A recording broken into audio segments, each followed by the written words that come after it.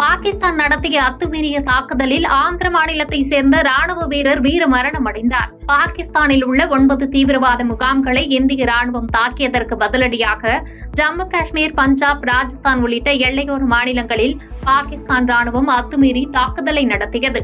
இந்நிலையில் நேற்று இரவு பாகிஸ்தான் ராணுவம் நடத்திய தாக்குதலில் ஆந்திர மாநிலம் சத்திசாய் மாவட்டத்தை சேர்ந்த எல்லை பாதுகாப்பு படை வீரரான முரளி நாயக் என்பவர் வீரமரணம் அடைந்தார். முரளி நாயக்கின் உடல் அவரது சொந்த மாவட்டத்திற்கு நாளை எடுத்து செல்லப்படும் என அறிவிக்கப்பட்டுள்ள நிலையில் வீரமரணமடைந்த முரளி நாயக்கிற்கு ஆந்திர மாநில முதலமைச்சர் சந்திரபாபு நாயுடு இரங்கல் தெரிவித்துள்ளார்.